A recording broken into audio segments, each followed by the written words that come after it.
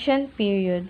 Ancient history is a time period from the beginning of writing and recorded human history through late antiquity.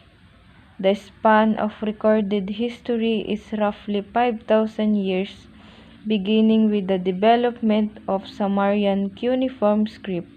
Ancient history covers all continents inhabited by humans in the period 3000 BC to 500 AD, ending with the expansions of Islam in late antiquity.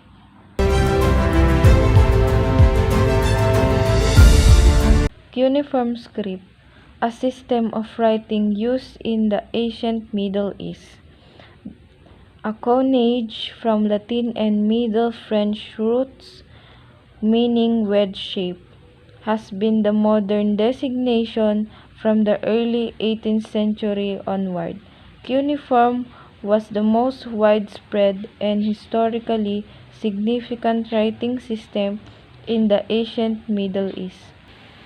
During ancient period, they developed the three-age system. The three-age system periodizes ancient history into the Stone Age, the Bronze Age, and the Iron Age, with the recorded history generally considered to begin with the Bronze Age. The start and end of the three ages vary between world regions.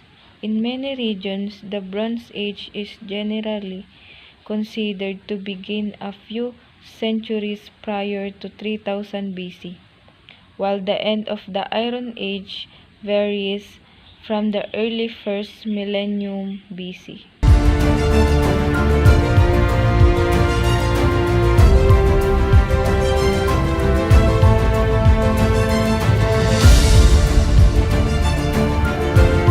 During the time period of ancient history, the world population was already exponentially increasing due to Neolithic revolution, which was in full progress. While in 10,000 BC, the world population stood at the 2 million, it rose to 45 million by 3000 BC. By the Iron Age in 1000 BC, the population had risen to 72 million. By the end of the ancient period in AD 500, the world population is thought to have stood at 209 million. In 10,500 years, the world population increased by 100 times.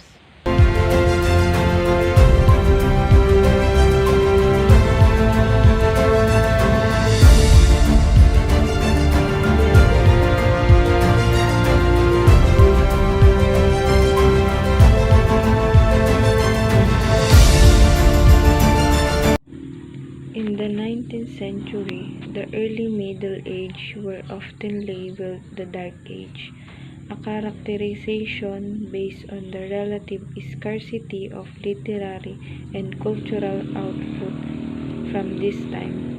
Many of the listed trends reversed later in the period.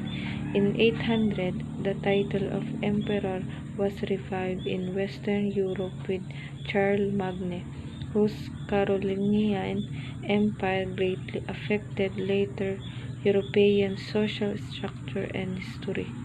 Europe experienced a return to systematic agriculture in the form of the feudal system, which adopted such innovation as tree-field planting and the heavy plough.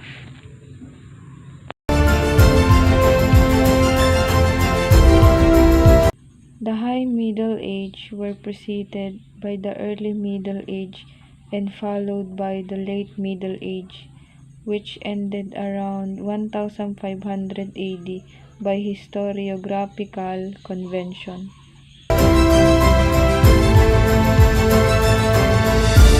The Late Middle Age was the period of European history lasting from 1300 to 1500 CE. The Late Middle Age followed the High Middle Age and preceded the onset of the Early Modern period. and in much of Europe, the Renaissance.